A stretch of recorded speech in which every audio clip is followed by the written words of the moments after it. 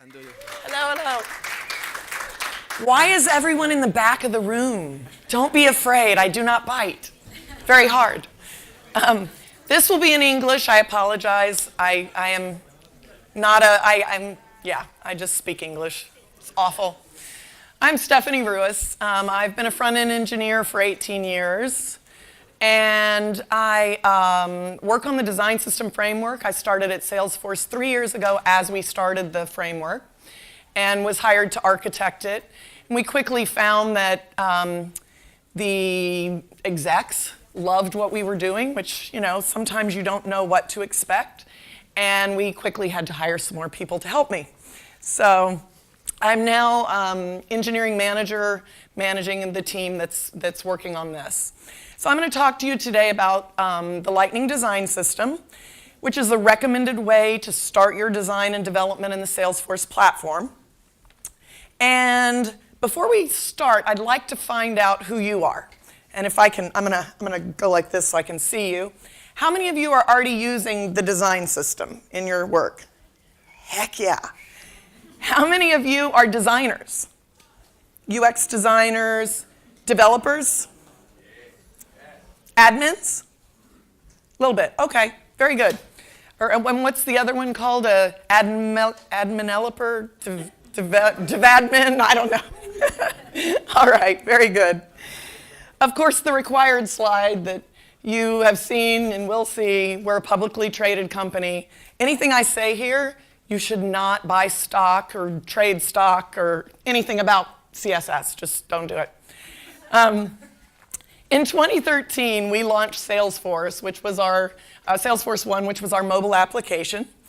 And in that year, we took the first step towards a living style guide.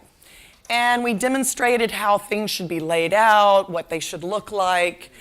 But at Dreamforce a year later, we talked to a lot of our partners and customers.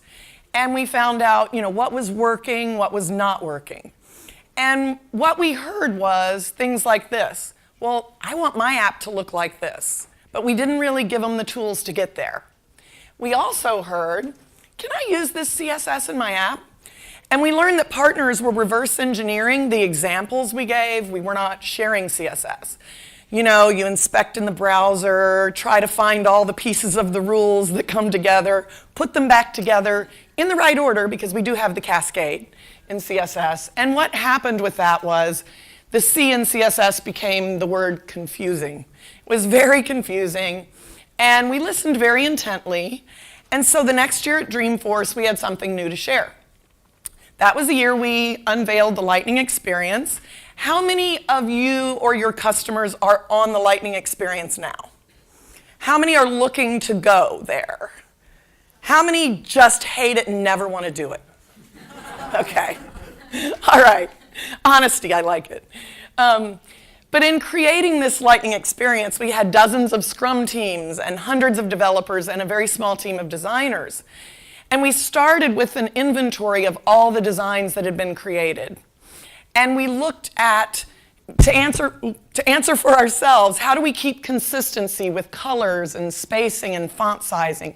How do we make everything among this huge ecosystem remain consistent? We need brand-aligned quality there. And so, essentially, we wanted to maintain the quality and consistency and keep it maintainable and scalable. So a little over 2 years ago, we introduced the Lightning Design System. And this has been the method everyone uses for front-end development, as a tool to communicate design more effectively among designers. And what the design system includes is a lot of different things, depending on if you are a designer or developer. Some of these will be more useful than others. We have a well-documented getting started page that gives you kind of an idea of, if you're a developer, go this way. If you're a designer, go this way. And for designers at the base, we have these design guidelines. They show you the principles we use at Salesforce to make our UX decisions.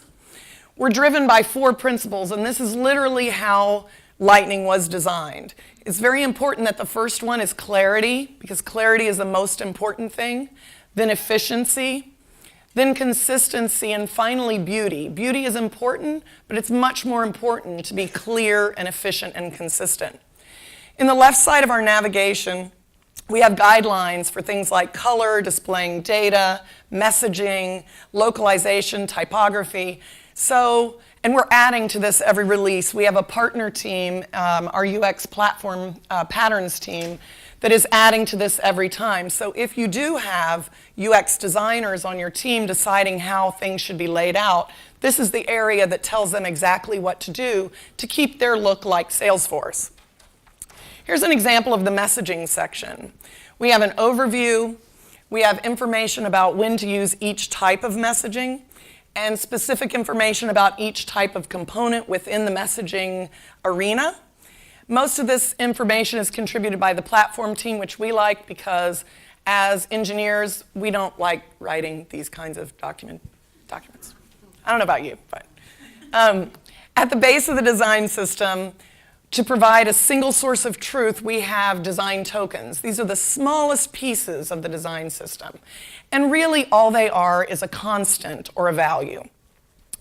And it keeps our designs consistent across web, across native, and each token references a single value for all of these properties.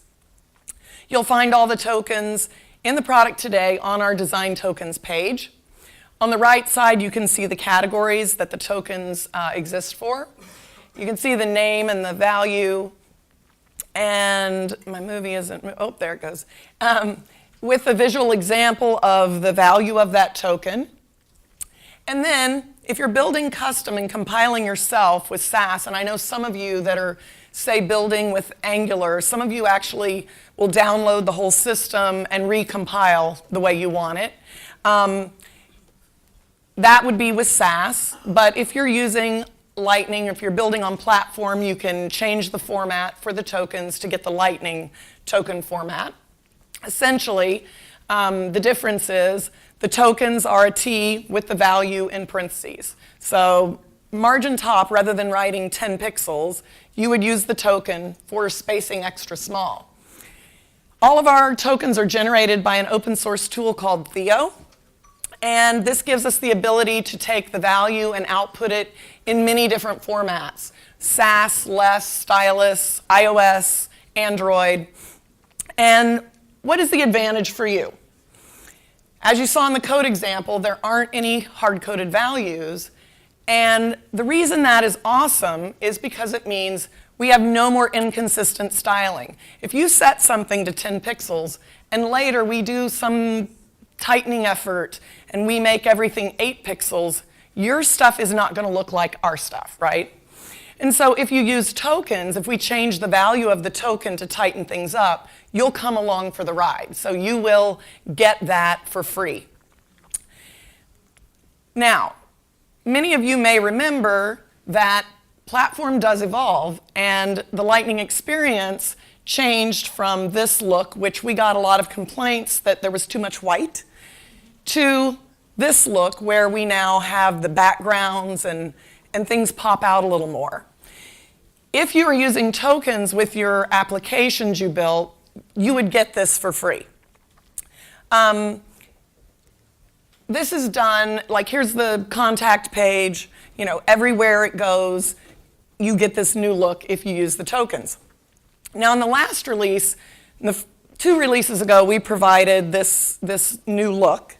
And in this current release, we provided a way for admins to select their brand colors and logo and do some simple branding for their org. So the really cool thing is you can set your background color, you can set your main branding color, and you can even change the top of the navigation bar. And we have an algorithm that will then make a bunch of colors based on that, including an accessible color so that when text is on the background color, you can be sure that there will be a good contrast ratio and that everyone can read it, that you won't have a light color with white text on it. So the algorithm does that for you. And this is called My Salesforce. Have any of you tried this yet? Few?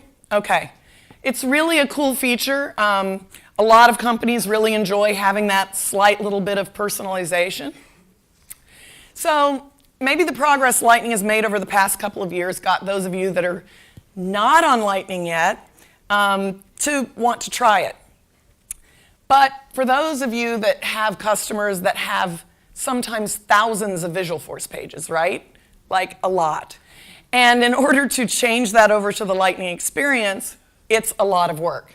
So my team has worked on a project that is in beta now. We'll be going GA in this next release. And when you put a Visualforce page currently into the Lightning experience, it gets iframed and it still looks like the old classic look. But we've created something new called Lightning Style Sheets. Now, these are not, we're not taking the code and changing it into Lex code. We still have Visualforce code here.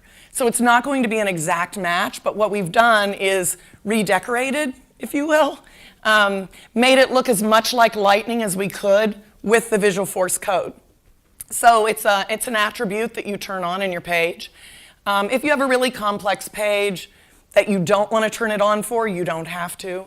But this makes it really easy when people are using regular Visualforce components to get at least a Lightning look and not have kind of two different looks in one page. Now we'll discuss what's probably the most important piece of the design system. And you'll notice I'm using the word design system blueprints here. We've been using the word components, and we confuse the crap out of people because we are not building components. We do not have JavaScript. We are framework agnostic, which means feel free to use our accessible, responsive HTML and CSS with any framework you like. We suggest Lightning components, but you can use it with Angular, React, whatever you want, your own custom. And the way that we build these blueprints is we break each component down into their smallest parts. If you are a front-end developer, you may be familiar with object-oriented CSS or atomic design or SMAX, some of these things. And all that means is we look at the little tiny pieces. So what do you see here? What is this? If this were a component, what would you call it? It is a house, but imagine, if you will, visualizing all the similar structures of this house. You've got all the windows, you've got these gables, you've got three portions of the house, you have the connecting pieces of the house. And so that's what we do when we look at a component. We look at it, we break it down into its smallest pieces, and we say, what of this is reusable? We build the reusable small pieces and we compose them or compile them into the larger component. And that's how the Lightning design system is built. It keeps our code base smaller, makes things more reusable, and then we use BEM naming, which is another method that makes things more clear. If you're not familiar, it means block, element, and modifier, and it really makes it easy for people working with a large code base. And believe it or not, well, you do believe it, you know how many developers we have, thousands and thousands of developers, and we want to make things so that developer can look at a class and know exactly what that class is meant to do. Here's an example. So let's say we're going to build this house.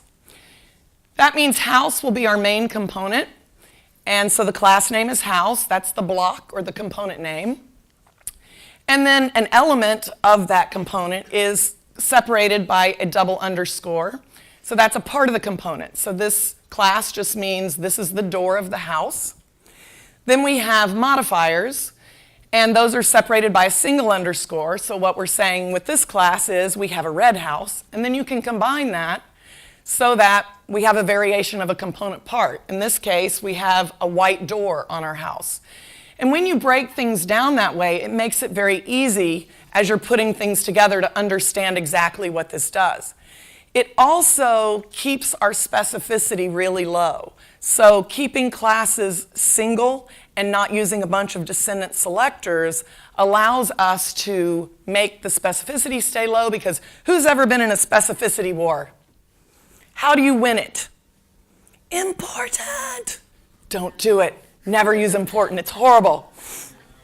This keeps it more maintainable. Now, I mentioned documentation earlier, And as much as I know we all hate to write it, it's super important for everybody to understand what we're doing. So our blueprints have a detail page, which has a living example of the component. If it doesn't require JavaScript, you can interact with it. On the right side, you can see different states of it. At the top, you can copy a specific state to share with someone else. Got all the code for the component, which is now it doesn't look like this anymore. It's closed down unless you open it. We've got information about accessibility, about what do you do with JavaScript and keyboard navigation, all the things that you need to understand how to make this an actual component from the blueprint. And it ends with an overall component table of class names, tells you what they should be applied to from the metadata in our code. So we created these blueprints to empower designers, to encourage them to design and iterate more efficiently in the browser. And to enable that, we've provided an open source tool called the Design System Starter Kit. Have any of you ever tried this? You probably didn't even know it was there, did you? This is kind of cool. So if you want to dummy something up really fast for a customer, like here's what we're imagining, you can use the starter kit, work right in Chrome or Firefox, copy the blueprints in, lay them out in the grid, whatever you want to do, to show them this is what we're imagining without having to build the page. You save it right there in the browser. So it works for designers, but it's also a good prototyping tool for developers. And it's open source in our Salesforce UX GitHub. We also get really excited about empowering developers. The component library, the blueprint library, is a great way to kickstart your development cycle because we've done all the heavy lifting. And we talked about how modular and accessible they are. And you've heard me mention accessibility more than once. This is really, really important to me, and it's really, really important to Salesforce. Is accessibility a thing in Latin America? Like, do you all have, like in America we have to, certain government agencies, education, banking, things like that, have to meet a certain level of accessibility for all people. Is that big down here? Not really? Well, it should be. So, let's care about all people. Because honestly, it's not just about blind people. It's about people with low vision. You know, it's about older users that need to bump their text size up. It's about people that like to quickly navigate by just tabbing through the pages. When you build accessibly, that makes it work for all those people. One of the things you can see, we make sure that we have contrast so that you can, and our designers sometimes hate this because designers tend to really like doing these really pale, nice fonts that you can't read once it's in the browser.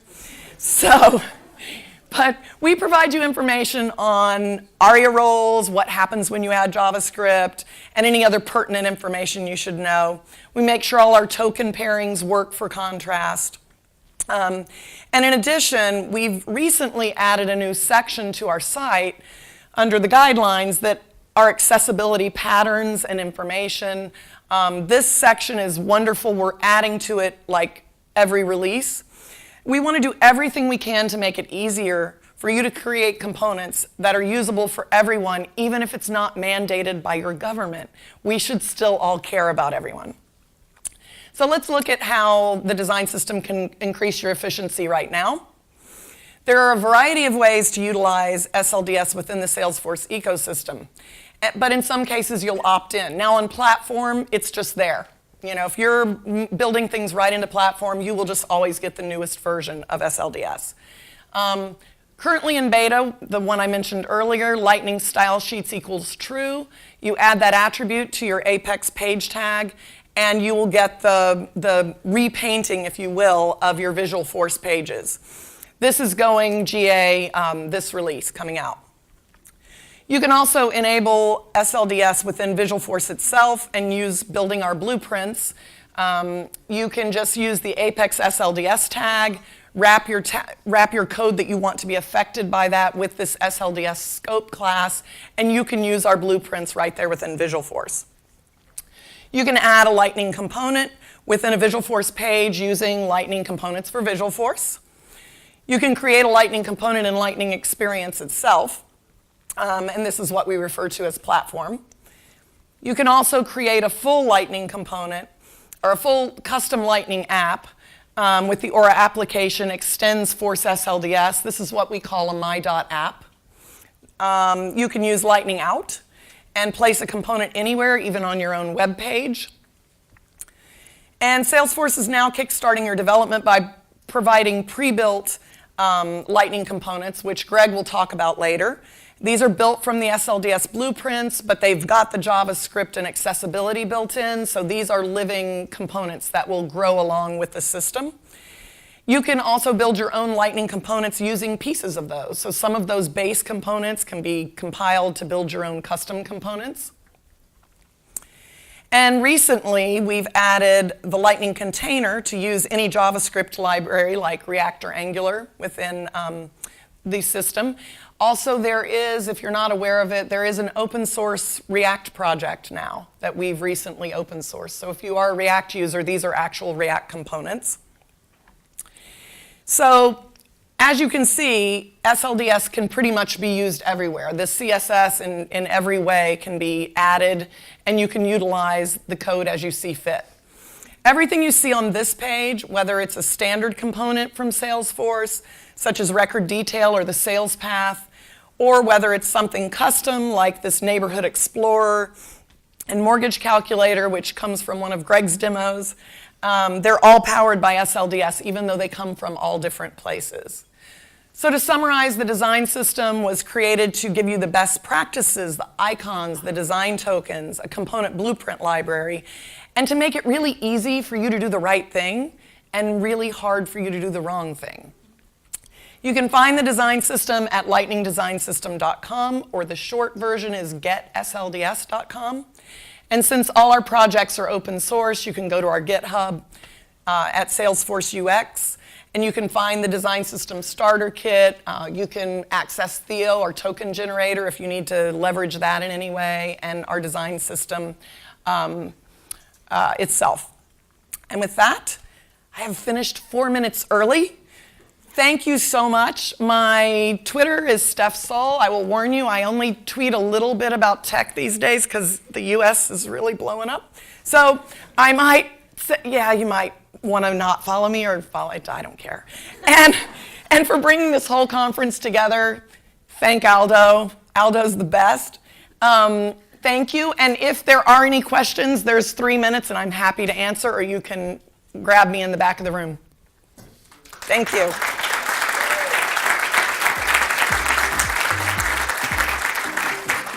Are there any questions? Yes. So we have a handful of clients that are nonprofits that require microphone. Nope.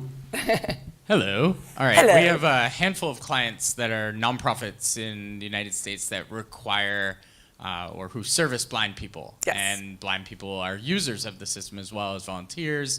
And we have been told that they need to use Classic if they're going to be using screen readers, and that the Lightning experience is not as accessible in terms of 100%. That is a lie. Is it a lie? Who's in the back saying My that's husband. Oh. Who is the product manager of Lightning Components. Well, this is what we've been told by Salesforce. So That's maybe we can interesting. talk in the back about that. Yeah, well, let me just say, we have a growing accessibility team at this point. And we are working so hard to make platform fully accessible. To be honest, I'm not sure Classic is that great. So maybe it is, but I don't think it is. So, you know, as things get more and more built this way, and as our accessibility people, who our developers like to call the cops, because they do file bugs on them, and they're like, no, you can't do it this way. But I would be interested to know who said Classic is more accessible. We'll talk afterwards. Let's do. Are there any other questions? All right, my time's probably up anyway, so thank you again, and I will let Aldo take over for whatever is next.